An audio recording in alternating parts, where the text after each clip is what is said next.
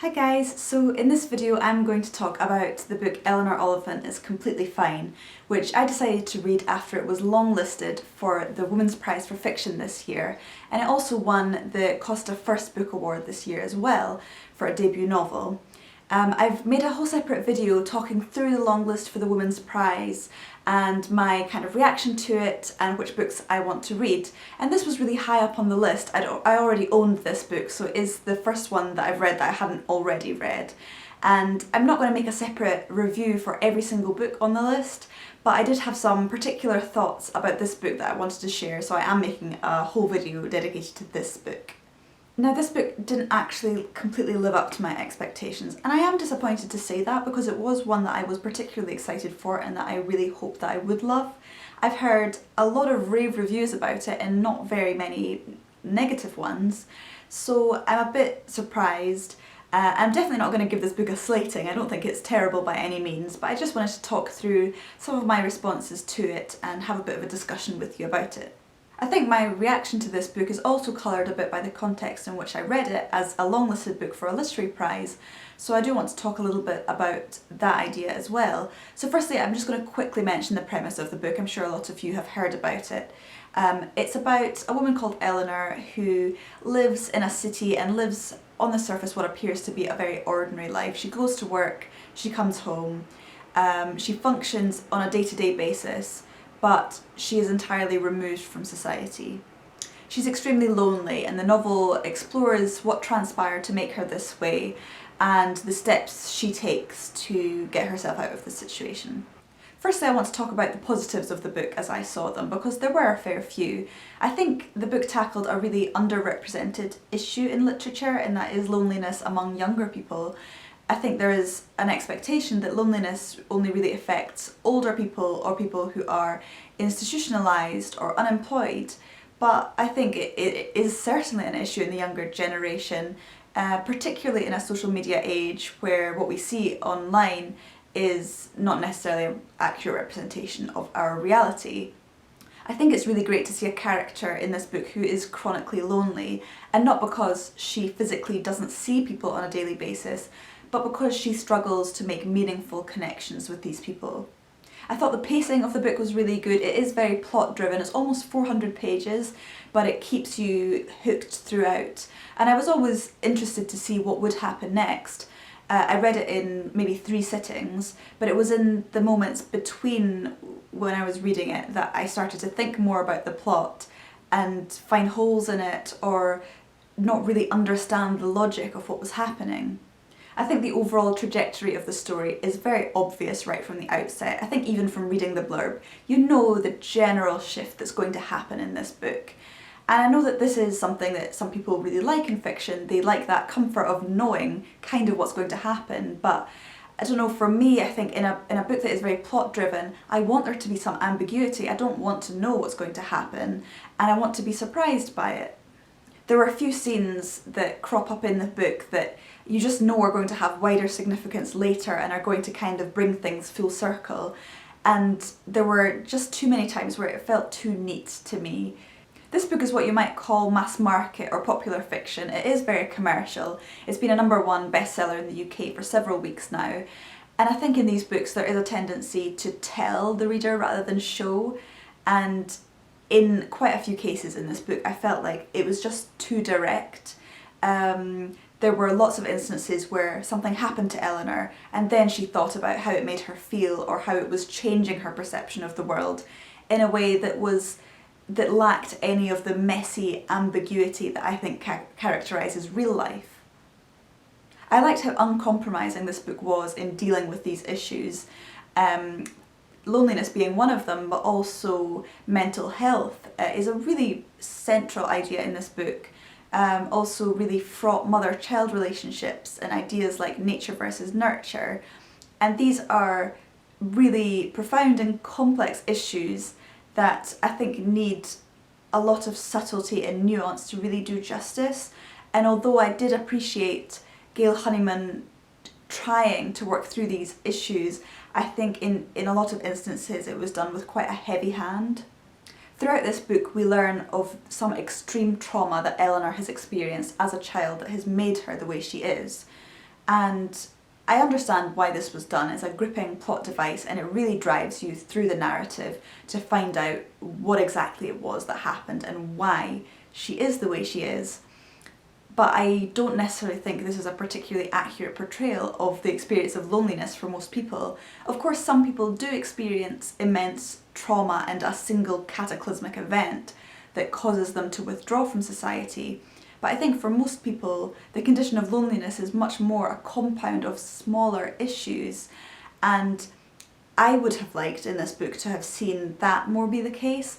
And I know it's unfair of me to ask that because I'm really asking for a different book, but I just felt like it would have been a more realistic depiction of what loneliness is actually like.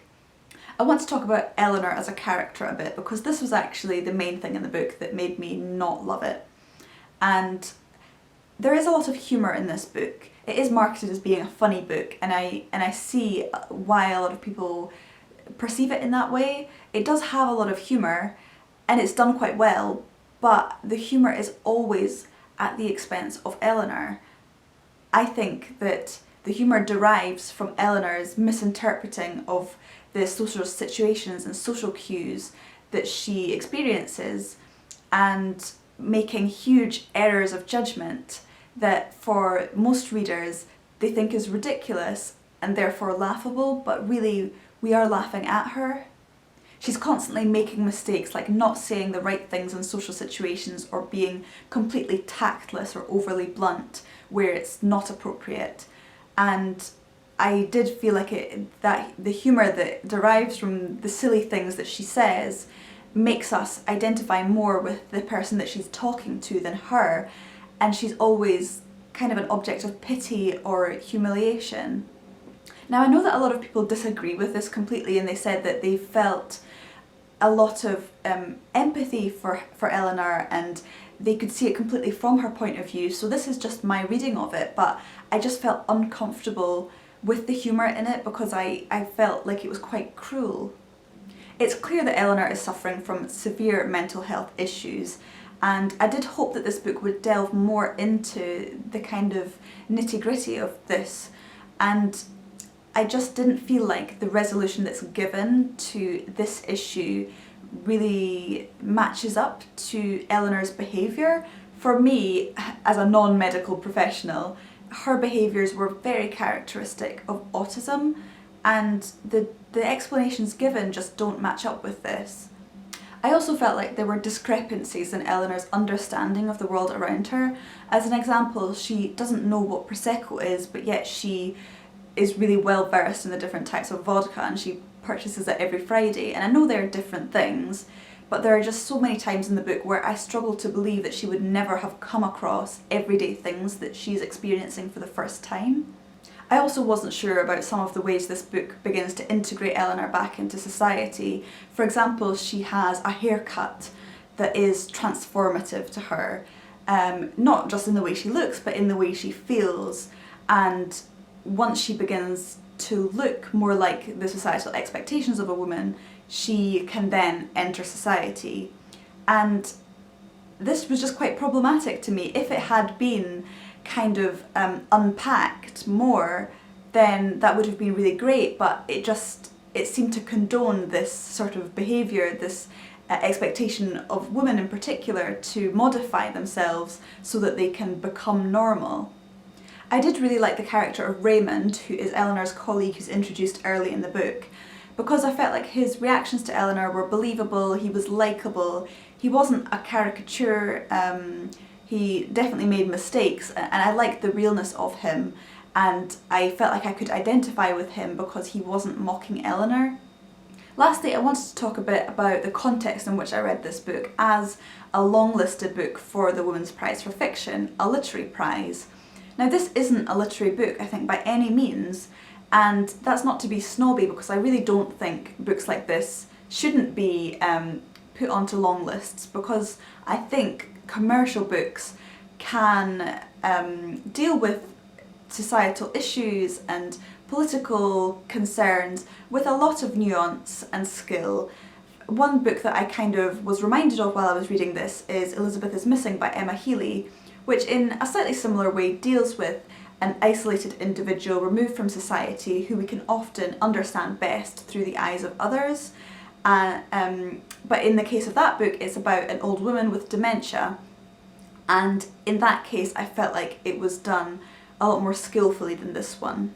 However, I do worry that books like this being on these literary prize long lists is in a way setting them up for failure. It's clearly a commercial venture on the part of the publisher of the book, who pays money to have them considered for the long list and the short list for these prizes, because they hope that the exposure gained through that, if they are longlisted, will help sell them more books. But I think that is at the expense of the reading experience in some cases, whereby the expectation is going to be different than the actual experience gained. This book has been enormously popular and generally has really favourable reviews, and I think if I read it out with the context of this prize, I would judge it more favourably, because I'm not being forced to compare it to other books that are more literary and are more like the types of books that I'm inclined to read. So I feel like in a way I've been let down by this book being on this long list, if you understand where I'm coming from. This book has been longlisted, however, and the judges are expected to compare vastly different books in terms both of their purpose and their intended audience. And certainly if I was a judge for this prize, I don't think I would be shortlisting this book, because although it's in principle it is a really good idea with, I think, really strong moral foundations, I just don't think the execution is quite up to par. I do expect a fair few people to disagree with this review, because I've not really seen many that are particularly negative, and I really wish it was more positive.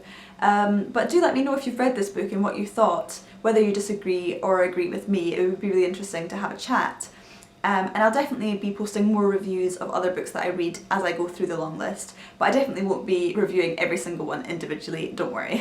So I'll see you soon anyway, and I hope you enjoyed this video. Bye bye!